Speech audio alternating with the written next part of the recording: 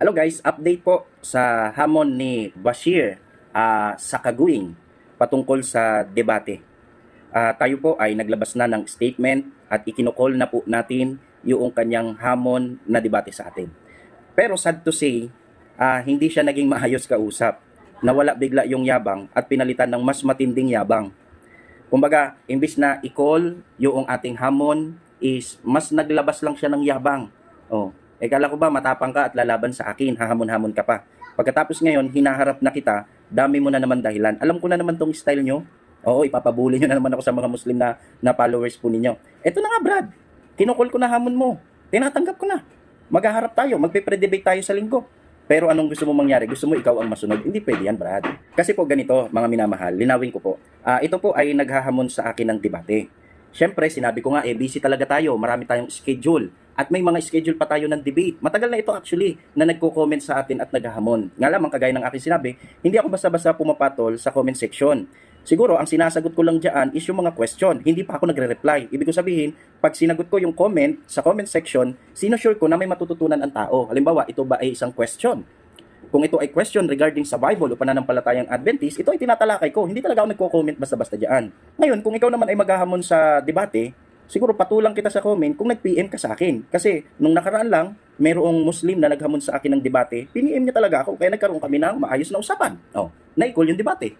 Pero yung iniyayabang mo, kaya bang yabang mo, hanggang comment section ka lang pala. Sabi ko nga pasensya ka na Brad, hindi ako pala patol sa comment section.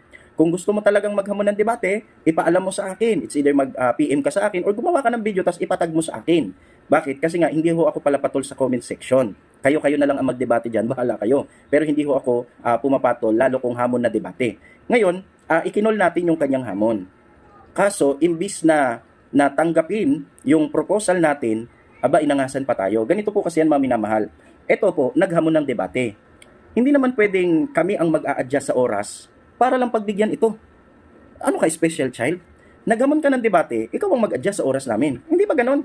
Tingin ko wala namang masama, walang mali dito. Kasi alam mo si Rashid Indasan, naghamon din ito sa akin ng debate. Alam niyo yan at napanood niyo po yan. Marami sa inyong napanood po yan. At ito si Rashid Indasan, inalam ang aming oras, availability. Actually, yung itinakda niyang date, naurong pa yung naurong kasi hindi kami available eh. Palibasa ay willing si Karashid na harapin tayo sa debate, nag-adjust si Karashid. Ba't hindi mo kaya? Akala ko ba lalabang ka sa akin? Ito lang po yan, mga minamahal. Walang problema sa hamon po ninyo. Call na po yan. Tinatanggap ko po.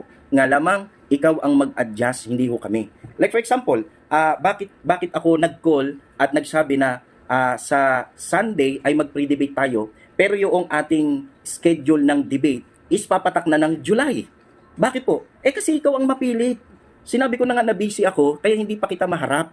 Pero ano ang sabi mo? Nagpaparatang ka na ako'y naduduwag o natatakot sa iyo. Kaya ginawan ko na ng sagot. Sabi ko, call na yung hamon mo.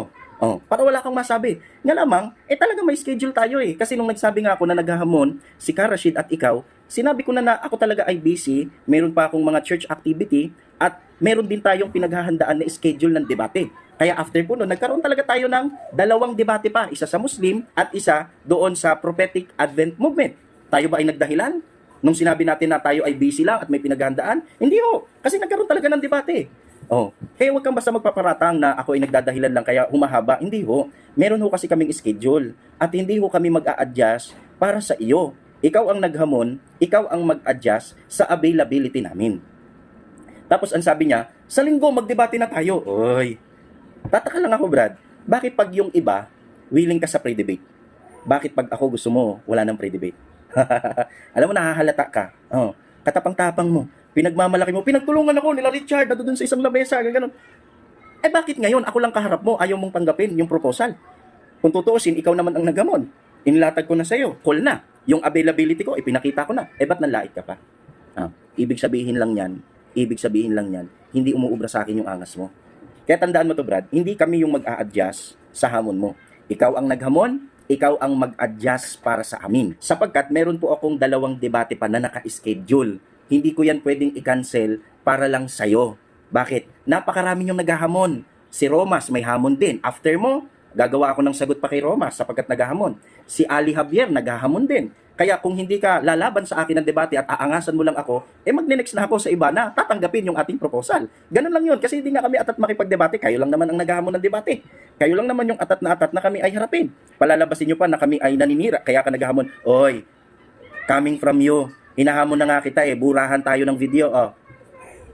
Burahan tayo ng video sa page. Burahin mo lahat ng video mo dyan na tumatalakay sa mga Kristiyano. Buburahin ko naman lahat ng aking video na tumatalakay against sa Islam. Bakit po? Para malaman kung sino ang tunay na naninira. Oh, kasi andali nyo lang andali nyo lang ikalat sa mga followers ninyo na kami ay naninira, kami ang nauna, pero sa katotohanan sumagot lang po kami. Lahat po ng aking video dyan na related sa Islam, ito po ay pagsagot sa mga naunang atake nyo. Yang naman kami sa inyo. Oh, bakit hindi mo kaya ngayon palagan yung hamon ko? Bakit? Kasi kapag binura lahat ng video dyan na tumatalakay sa Christian, lugaw na yung page mo. O, ako pa para tamo na naninira. Sa katotohanan po, kayong mga Muslim na vlogger, kayo ang tunay na nauuna. Gumagawa lang po kami ng sagot. Kaya kung kami man ang nagtatalakay against Islam, ito po ay pag-counter lang doon sa nauna po ninyong mga atake sa amin. Kasi kung talagang totoo yung sinasabi mo, ikasa mo yung hamon ko, magburahan tayo ng video. Tanong, pinalagan mo ba? Nga. Kayabang-yabang mo, takot ka pala. Kaya po yung sinasabi nito na naghamon daw sa akin ng debate, kasi po ako'y naninira sa Islam, hindi ho totoo yun. Mas dapat sabihin na hinaharap kita ngayon sa hamon mo kasi naninira kayo sa mga Kristiyano. Yun po ang katotohanan sa bagay niyan.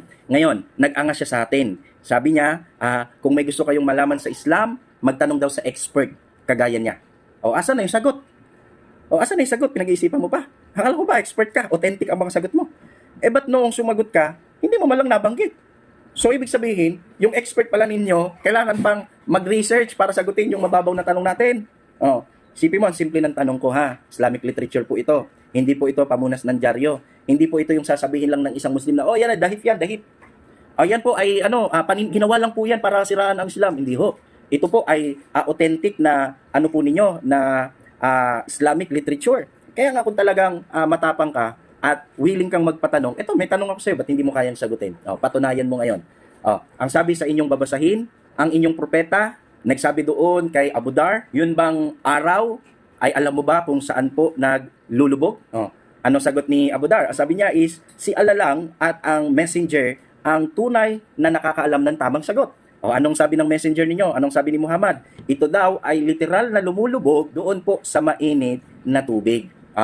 Kaya ang tanong natin, napakasimple. Ito bang sinabi ng propeta ninyo? Tama o mali? Categorical question yan. Tama o mali? Kung tama yon, pwede ka bang magpakita ng ebidensya na literal na lumulubog ang araw doon sa mainit na tubig? Doon sa spring water? Kung mali naman yon, tatanggapin mo ba na nagkakamali ng turo ang iyong propeta? Di ba napakasimple? Sabi mo ka mo, magtanong sa expert. At sabi mo, ikaw ay expert. Ayun na! Sagutin mo yung tanong. Sabi mo, nag-aral ka lang ng kaunti. Anong mangyayari sa kaunti? Ba't itong konting nalalaman ko, binabangga ko ngayon sa malaking kaalaman mo, hindi mo kaya ngayon sumabay? Taga mo yan sa bato, Brad, hindi mo masasagot ng tama yan. Taga mo yan sa bato, hindi mo yan masasagot ng tama. Kahit sinong expert ang tawagin mo, hindi mo masasagot ng tama yan. Bakit? Patutunayan ko sa iyo, mali isasagot mo dyan. Kaya wag mo kaming angasan, wag mo kaming yabangan. Si Indasan nga angas-angas hindi naman umubra. Kung si Indasan nga, hindi tayo namama, ikaw pa. Nandoon ka sa debate. Sabi niya, hindi ko hinarap si Mongkada, hindi ako naghamon kasi nung time ng debate is basang sisiw na daw si Mongkada. Hiyang-hiya naman ako sa inyo. Natulala yung ustad mo. So ibig sabihin, yung basang sisiw is napatulala ang inyong ustad. Isipin mo yan, alam mo, palusot na lang yan. Kasi obvious naman na naghahabol ka lang sa views. Bakit? Kasi nasasapawin yung page nyo eh. Isipin mo ha, page na ninyo yan, nilalangaw pa. Nagkaka-views lang kayo pag naninira kayo sa mga Christian. Tapos yung aking page, hindi naman Islamic page, hindi naman page ng Muslim, pero mas mataas ang views kaysa sa mga Muslim page. At ang mga viewers pa is mga Muslim. May viewers pa ako doon sa Saudi Arabia. Kaya nakikita ko, naiinggit ka lang. Naiinggit ka lang, masama yan. Dapat wag ka mainggit sa kapwa. Bakit? Kasi kung ano man ang ilalabas kong video against sa Islam, hayaan mo na yung tao magpasya. Ngayon, naghahamon ka kamo dahil ako ay naninira. Tinanggap ko ngayon ang hamon mo. Ba't hindi mo ngayon kayang mag-adjust? Mag-a-adjust ka lang naman, ikaw ang naghamon Alangan namang ako ang mag-adjust para sa iyo. Hindi naman pwede yun, Brad. Ibig sabihin, yung sinasabi mo na sa linggo, debate na agad. Face to face tayo. Kasi inunahan na kita Sinabi ko na kasi sa video ko, hindi ako available sa face to face. Ngayon, ginagamit mo itong paraan para pumuntos, para gamitin mo ito pambuli sa akin. Gusto mong palabasin sa mga tao at sa mga followers mo na natatakot akong harapin ka ng face to face. Si Indasan nga. Si Indasan. Mas magaling ka pa kay Indasan. Si Indasan nga. Hinarap ko, first debate. Napatulala. Oh, nakakagawa kayo ng clip video. Ang problema, mas marami yung kaya kong gawin ng clip video sa debate namin. Oh, yun nga, hinarap ko ng face to face. Doon pa sa baluarte niya. Kinatakutan ko ba? Tapos ikaw lang katatakutan ko ng face to face. Oh, kaya itong sinasabi mo, palusot mo na lang yan. Nataon lang kasi na hindi tayo available sa face to face. At saka alam ko, wala namang issue sa'yo ang online. At nagsisettle ka nga ng debate, ikaw pa ang moderator, online. Bakit ngayon, nung ako na ang harap sa'yo, bakit biglang ang laki na ng issue sa'yo ng online debate? Oh, pararatangan mo pa kami na kaya gusto namin ng online kasi gagamit daw kami ng basurang referensya. Uy, basura daw. Alam mo, kung sino man ang gumagamit ng basura dito, ikaw. Bakit? Isipin mo ha, yung Bible namin, sinasabi naming salita ng Diyos. Sasabihin mo, hindi yan salita ng Diyos. Oh. Yung hindi salita ng Diyos, kagaya ng book ng Barnabas at saka ng Apokripa, hindi namin kinikilalang salita ng Diyos, pinaangkin nyo sa amin. Oh, batay dito sa Barnabas, hindi na ipakot na namatay si Jesus. Oh, batay dito si Muhammad ay propeta sa book of Barnabas. Kung tutusin kayo gumagamit ng basurang referensya, yung amin, ayaw nyo tanggapin. Yung hindi amin, pinatatanggap nyo sa amin. Sino gumagamit ng basura? Alam mo, huwag ka na magdahilan. Kung takot kang lumaban sa akin online, sabihin mo na. Bakit ang daming naghahamon? Andyan si Romas, andyan si Ali Javier, at nandyan pa si Rashid Indasa, nag-ahamon ulit ng debate. Oh, pasensya ka na, hindi talaga ako available ng face-to-face. Ano magagawa natin? Naghamon ka ng debate, ikaw ang mag-adjust. Ikaw ang mag-adjust. Hindi ako ang mag-a-adjust sa schedule mo. Ikaw ang mag-adjust sa schedule ko sapagkat ikaw ang naghamon ng debate. Kung hindi mo kaya akong harapin sa ganitong proposal na ito, wala matutuloy na debate. Bakit? Hindi naman ako atat makipagdebate. Ang problema, mapapahiya ka. Bakit? Ikaw ang naghamon tapos hindi natuloy. Konting bagay, hindi mo kaya mag-adjust. Ibig sabihin, puro ka lang yabang. At naalala ko pa, mayroon kang binitawan sa video mo na nireview ko. Sabi mo, yung Sabat is special lamang na ibinigay ng Diyos sa Israel. O ano hamon ko sa'yo? Saang talata ng Biblia? Nag-aral ka kamo ng 27 Bible. Oh, galing, oh. Parang si Rashid Dasan, hindi ko alam kung nag-aral din ng 27 Bible. Oh, mukhang natatangi ka, no? Oh, sa 27 Bible na inaral mo, saan ho mababasa doon na sinabi ng Diyos na ang Sabat ay special lamang sa mga Israelita? Wala kang sagot. Oh, mga Muslim, yung niyayabang ninyo na mas magaling pa daw sa amin sa Bible. Oh, tinatanong natin sa Bible. Anong pinalit? Yabang. Nga, walang mabasang talata. Oh. Expert daw sa Islamic literature. Tinanong natin, isang tanong lang, hindi makasagot. Mapa-Bible, mapa-Islamic literature, lugaw. Oh, ibig sabihin puro kayabang. Tapos naghamon ka ng debate, ikinol ko na. Oh, tingnan mo, dami mo ngayong dahilan, ang dami mong palusot. Oh, so, mga minamahal, ito po yung parang pinaka-point of view. Hindi po natin nakita yung positibong sagot niya sa ating pagtugon sa debate. Maliban kung gumawa siya ng sagot at pumayag na siya. Pero kung mananatili siya dito, na itong last na kanyang ipinahayag sa atin at itinag, ay hindi ho natin nakita na positibo po yung kanyang sagot. Ibig sabihin, obvious na obvious, ito po ay matapang lang kapag hindi natin kaharap. Pero duwag naman pala kapag atin ang hiniharap. Purihin ng Diyos sapagkat yung kayabangan mo hindi uubra sa amin.